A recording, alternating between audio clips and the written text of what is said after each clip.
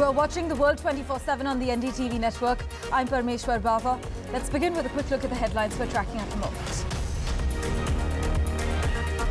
Israeli Prime Minister Benjamin Netanyahu dissolved the influential war cabinet that has overseen the fighting in Gaza, days after the departure of Benny Gantz, a centrist former military chief. Gantz bolted from the government over frustration with the Israeli leaders' handling of the war.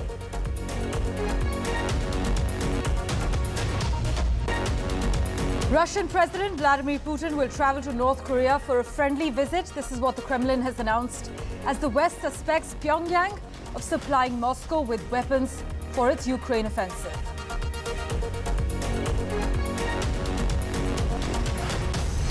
In the UK, Nigel Farage has unveiled a raft of populist pledges, massive tax cuts and £140 billion in spending commitments in a Reform UK manifesto that economists say do not add up.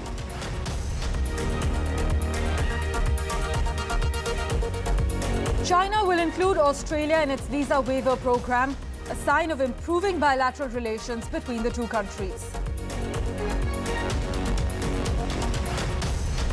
National Security Advisor Ajit Doval and his US counterpart Jake Sullivan, who is on a two-day visit, underscored the vital importance of adapting each other's technology protection toolkits and resolved to prevent the leakage of sensitive and dual-use technologies to countries of concern as they chaired the second meeting of the Initiative on Critical and Emerging Technology. As per a latest report, India is the leading source of immigrant doctors in the United States and the second largest source of registered nurses.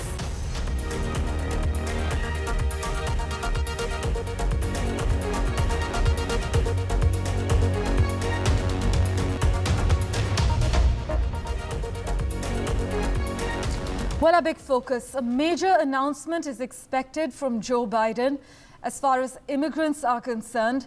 In the run-up to the critical US presidential election later this year, incumbent Joe Biden is expected to make a big announcement regarding an often contentious issue in the United States and now increasingly the world over, which is immigration. In fact, the president's domestic policy advisor, Neera Tanden, she was speaking at the USISPF summit in Washington, D.C. She indicated what to expect when she said that America attracts talented immigrants from across the world.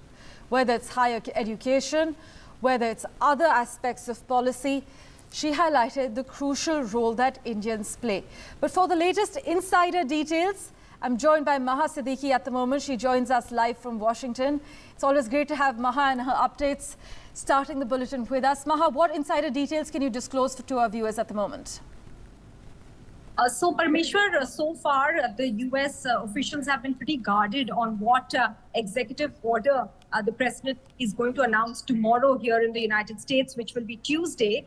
However, Neera Tanden gave us a glimpse of what possibly is likely to come. And this certainly is an indication that tomorrow Joe Biden is expected to make an announcement wherein the undocumented spouses of American citizens will in fact be legalized. They will be given a pathway towards a work permit as well if they have been in the US for around 10 years. Now, these elements are being reported in the US as per sources, but when Neera Tanden spoke today at the event that is the summit of the US-India Strategic Partnership Forum, she gave clear indications that the US attracts talented immigrants from across the world. But she did say that in a topsy-turvy sort of a policy that they have sometimes, they end up sending many of them back to their countries, which actually ends up not having the kind of innovation that the US wants to encourage. So this is giving us a clear sense, although Parmeshwar, she also added that she doesn't want to give away what the president will announce on Tuesday because it's the prerogative of the president.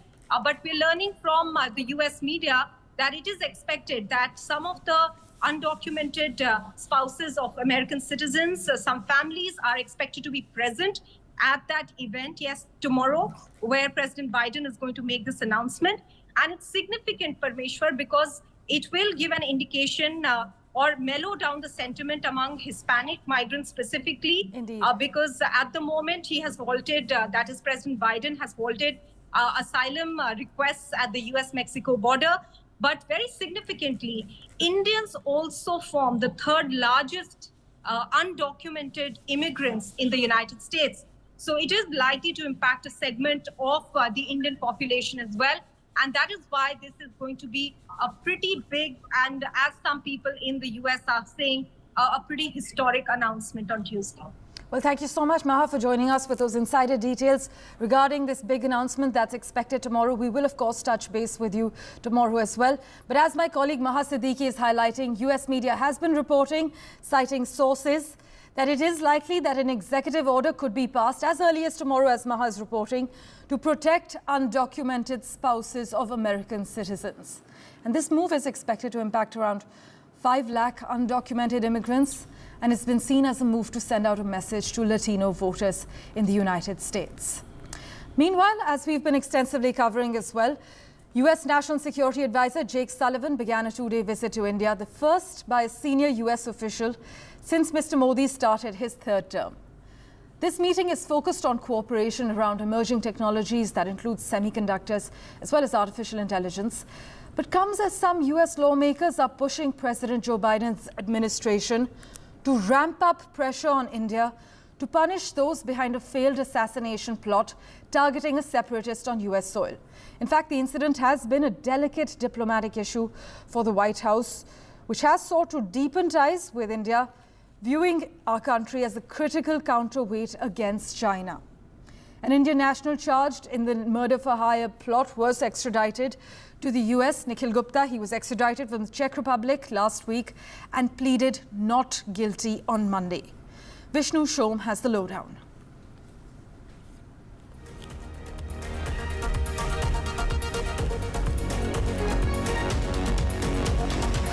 India and the United States have made significant strides towards deepening and expanding strategic cooperation across key technology sectors, including space, semiconductors, advanced telecommunications, artificial intelligence, quantum, biotechnology, and also clean energy.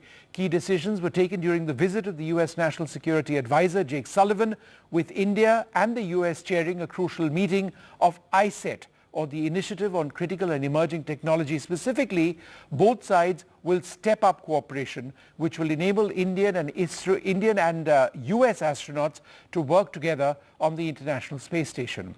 Both sides reviewed progress on the deal to acquire US Sea Guardian drones for the Indian Navy. Some would go to the Indian Army as well. They've noted ongoing progress in talks to commence the manufacture of US jet engines in India to power new variants of India's Tejas fighters. Both sides are pursuing advanced telecommunications opportunities, including ongoing 5G and 6G technologies. Semiconductor supply chains, including a new Indo-US joint venture to co-develop semiconductor designs, is being looked at. In addition to this, there will be joint ventures for precision-guided munitions to accurately hit targets in a conflict. Now, building a critical minerals partnership by jointly investing in rare earth deposits in Africa is also a priority. And India and the US are also pursuing new cooperation in quantum science and technology. So those are a few key areas which were actually announced during the visit of Prime Minister Narendra Modi to the United States. That is now being actioned on the ground, and there are certain areas where there's been definitive progress. This level of tech transfer the US has with only its closest allies. Well, another crucial news, Israeli Prime Minister Benjamin Netanyahu dissolved his country's war cabinet, transferring decision-making powers back to Israel's main 14-person security cabinet. Now, the announcement comes a little more than a week after opposition leader Benny Gantz resigned from the war cabinet, citing Netanyahu's failure to create a post-war plan for Gaza. The Prime Minister actually informed ministers that he will hold sensitive consultations in a smaller forum now, which is dubbed the Kitchen Cabinet, as per officials in Israel. But this move is an apparent rebuff to the far right and an attempt for Netanyahu to tighten the grip on decision-making over Hamas and Hezbollah. Israeli Prime Minister Benjamin Netanyahu has disbanded his war cabinet. That could complicate international efforts to broker a ceasefire between Israel and Hamas. Netanyahu formed the war cabinet shortly after the war erupted last October. He brought in his defense minister, Yoav Gallant, but also his main political rival, Benny Gantz. Gantz is a respected former military chief and ex-defense minister. By bringing him on board, this sent an important message of unity to the Israeli public. But the two men had not been getting along in recent months, and last week, Gantz announced his resignation. He said he was unhappy with the way that Netanyahu was managing the war. That set the stage for Netanyahu to disband the war cabinet altogether. This doesn't bring his government down, but it transfers most decision-making, or important decision-making, back to his security cabinet. That is a broader body of senior cabinet ministers. Many of them are hardliners who oppose the ceasefire efforts and want to press even harder with the war in Gaza. Now, the main backers of this ceasefire plan, the U.S., Qatar, and Egypt, have been pressing hard to get Israel and Egypt to accept this plan. They've been having a hard time. That job is now going to be even harder. Well, Ricky Rosso now joins us from Tel Aviv with the latest update from Ground Zero. Thanks so much, Ricky, for making time for us. The now dissolved war cabinet was also formed to bypass some far-right ministers in the wider cabinet. But take us through what exactly triggered Netanyahu dissolving this war cabinet. They say that with the departure of Gantz and Eisenkot, the demands by the far-right members of Netanyahu's coalition, specifically Itamar Ben-Gvir, who is the police minister and extremely far right-wing, he has demanded to join the war cabinet now that the two more centrist ministers left. And Netanyahu does not want to allow him. And besides the political disputes between them, the fact is that Itamar Ben-Gvir himself was never served in the Israeli army because he was forbidden to serve because he was considered too extremist to be given a gun and allowed into the Israeli army. And so he should not be somebody making decisions of war. Well, we are aware that Netanyahu formed his current coalition government with members of far-right Israeli parties who remain in key posts, and those figures are the linchpin of his ongoing ability to govern effectively, in a sense, to keep his job. But take us through how this move is likely to impact the direction of the war in Gaza. Are we likely to see more influence from far-right members of Netanyahu's coalition? Well, Netanyahu has been, since the beginning of his coalition government, walking a tightrope between the far-right members of his coalition and the members of the public who are protesting against their policies, and the demands, especially after the war started, by the U.S. and European allies that he curb in the power of the far right and make decisions about the war and the government, and also actions in the West Bank and East Jerusalem, not according to the extremist policies of the far right. And it remains to be seen. Netanyahu is a very skilled politician who has managed to survive in situations that have brought down many other politicians, but it remains to be seen now if he can continue this tightrope walk between the far right and the rest of the country.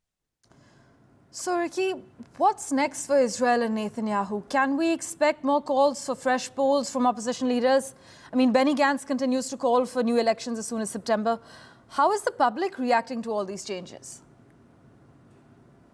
As I said, Netanyahu is a master politician and has been seen to balance these opposing demands on him and come up with a political strategy for survival. But it seems that he may be running out of time. This week is the beginning of a new week of intensive demonstrations and disruptions in the country. The roads are completely blocked by convoys of cars that are on their way to Jerusalem, to the parliament, to object to Netanyahu's policies. Students have gone on strike. They're talking about a commercial strike of businesses. The reservists are extremely angry because at the same time as just 12 reservists and soldiers were killed this weekend in Gaza, the Knesset has started to vote on a new bill that would exempt the ultra-Orthodox Jewish male population from any obligation to serve in the army. And so there are many opposing demands on Netanyahu, and according to polls, I think close to 3/4 of the public want new elections. That would probably bring Netanyahu down and his government with him. Well, Ricky, thanks so much as always for joining us with those crucial updates from Ground Zero. Let's turn our attention now to the other big story that's come our way. Here's something you may not have known. Every fifth immigrant doctor in the United States is an Indian. India is the top source country when it comes to immigrant physicians and surgeons working in the United States, and the second largest source country for registered nurses. In terms of the total number of immigrant healthcare professionals working in the US, including home health aides and nursing assistants, India dropped to third place after the Philippines and Mexico. But Remitly, a US-based company that provides digital financial remittance services, they recently released its Immigrant Healthcare Index based on its analysis of data of the Migration Policy Institute and US Bureau of Labor Statistics. Now, of the 9.9 lakh doctors that are in the US, nearly 26.5% or 2.6 lakh are immigrants. More Indians have moved to the United States to work as physicians than any other country. There are about 59,000 Indian doctors in the US. 1 in 5 or 22% of all immigrant doctors are actually Indians. Now, in comparison, there are only 16,000 doctors who were born in China and Hong Kong, or 6% of the immigrant doctor population, who are currently practicing in the US. Pakistan, meanwhile, rounds off the top three with 13,000 immigrant doctors, constituting about 5% of the immigrant doctor population. Now, as far as the top destination for American states for immigrant doctors are concerned, well, New Jersey, Florida, and New York remain the top destinations for immigrant doctors. But the data also shows that of the 34.1 lakh actively employed registered nurses, 5.4 lakh, or about 16%, are immigrants. A significant number, about 1.4 lakh Filipino registered nurses, they are currently working in the US. There are about 32,000 registered Indian nurses. That's 6% of the immigrant registered nurse workforce. And California, New York, New Jersey are the top destinations for American states for immigrant registered nurses, as per this Remitly report. Also, Dr. Lokesh Adara joins us from Washington. He's actually the chair of the American Association of Physicians of Indian Origin. He joins us on the World 24/7 at the moment. Thank you so much, Doctor, for making time for us. Now, as per this latest report by Remitly, Indian immigrants account for nearly 26% of the workforce. What makes Indian doctors stand apart? Indian doctors, about our culture, we will work hard, we'll raise our children well, and we take good care of the patients. And also there's a report, it says in Reuters, I think 2017, especially immigrant doctors, the mortality rate of the foreign doctors taking care of the patient is low compared to the American graduates. And also Indian doctors, we have several generations, now third generation. So we have immigration doctors coming from India fresh, and also we have doctors here went to almost 10-15% of local schools, and some of them go to Caribbean and come back. So almost we have 20% of the workforce at the Indian origin. Well, I'm aware that America is open for medical professionals from nearly 200 countries. But how easy or difficult is it for a doctor from India to adapt to the US system? Have US authorities eased any rules for doctors from India? Now, currently, with all the globe is connecting so together, because I visited recently with a team from here connected to the NMC, and the competition is growing. The number of the people who coming to immigration coming here, the number of residencies, that's what we call PG seats, that's where we take, is fixed. There are around, out of them Indian portion, because it will open, America open to all 190 countries. India is one of them. I think we're making almost 2,000 graduates from Indian with no visas coming to working. That number is fixed, because they cannot increase the number, because the postgraduate in America is funded by federal government almost like 12 to 15 billion, and maybe 1 lakh crores or something. Would you then say the US healthcare system is heavily reliant on immigrants to sustain their functioning? Yes, in American system is always open to the immigrants. Immigrants is the reason America is striving like this for centuries since its origin. And not only India, all the immigrants make a big workforce. Without them, it's very hard to run the workforce, especially health. Of course, other sectors too, especially health is very, very important. Yeah, that's very, very important. Immigrant force is very important. That is the culture, that is the native of America. That's what we like. We like more freedom here. We work with them. We're part of the society. Yes. Dr. Adar, what advice would you give to doctors from India who are thinking of relocating to the United States, doctors who are looking to practice in the US? Any parting shot? Not only India, we have all over, I want them to think about not America, from Indian doctors to America, Indian whole healthcare workers to America. There are two advices I have. One for the workforce, not only just for USA, UK, Australia, and other countries, all European countries. And even some of them come and visit and left. That's fine too. They'll know about it. They know about the country. And we're working with, I think, Johns Hopkins, how the global culture, our students go to different countries, land, and bring the India back, strengthen more and more. That's one of the things, and we'll encourage them to see the world, experience most, whether you settle anywhere or going back to India, you bring the unity, richness of, we learn from other cultures, we share our cultures to them. So we have so much of our culture to share, and which is already there across any country we have is Indian culture, everything there. For the government part of it, there are three things. We want to workforce, like Japan give cars to all over the world, same way other countries. So India is give the workforce. A couple of things for nursing care. Philippines is with USA, they have more Philippine nurses. But if we change our system exam or our essay and short time questions, I love to change the multiple choice, which are high-end questions, to change it.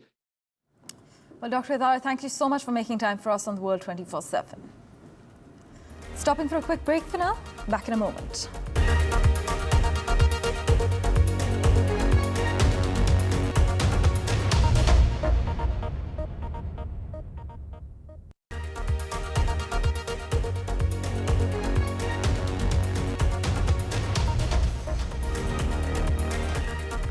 Well, a quick update from the UK.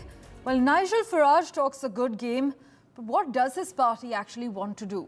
Well, it's vowing to leave the European Convention on Human Rights, scrap the UK's environment goals, and reform Britain's voting system. They released their manifesto yesterday. Here are the key takeaways.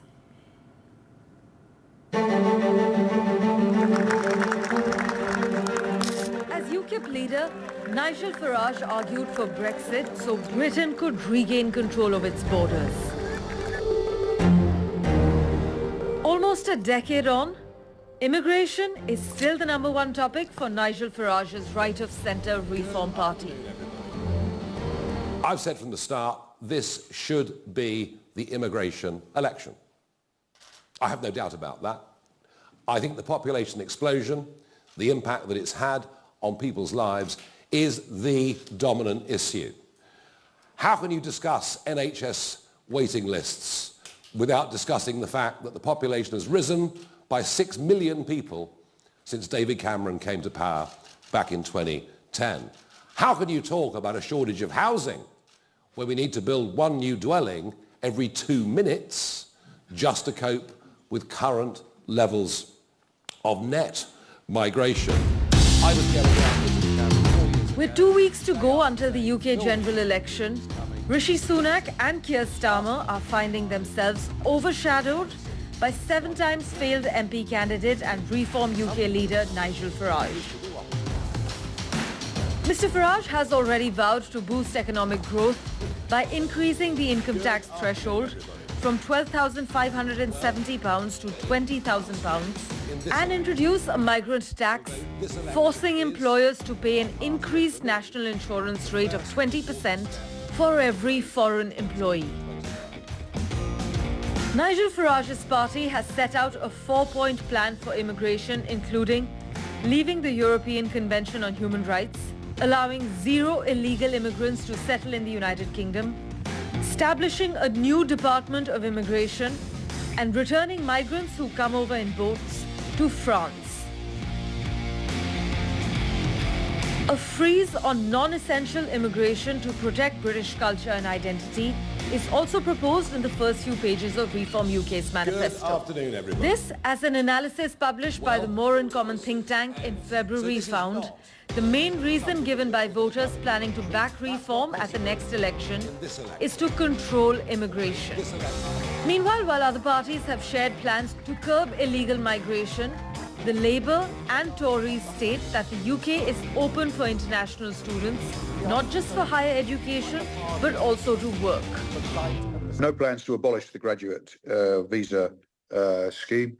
You know, we'll look at every aspect of the immigration system when we get into government. I think the key thing is that international students remain very welcome in the UK. The UK has one of the world's great higher education systems with 4 universities in the top 10, 18 in the top 100.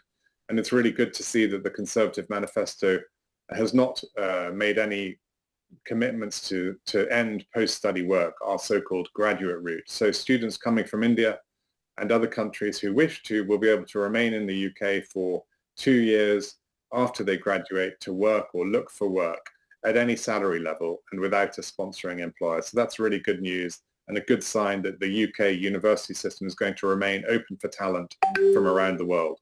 And I'm very proud to be one of many Indian origin parliamentary candidates that are standing for the Labour Party at this election. I think the largest number ever. So we will certainly be pushing for strong relationship. Reform UK, however, is already on course to cost the Conservatives dearly at the general election on July 4th, as it refused to stand down its candidates to help Prime Minister Rishi Sunak. Many are questioning why a man who has failed to get elected to Parliament 7 times is causing panic in Tory ranks. Why has a small party become the headline grabber? Well, if polls are to be believed, then Reform could have a big impact by guzzling up many of the Conservatives' traditional supporters, making it harder for Tory candidates to hang on. Polls so far also suggest that Farage's party is edging towards a point that could turn a likely Conservative defeat into calamity. Parmeshwar Bava for NDTV.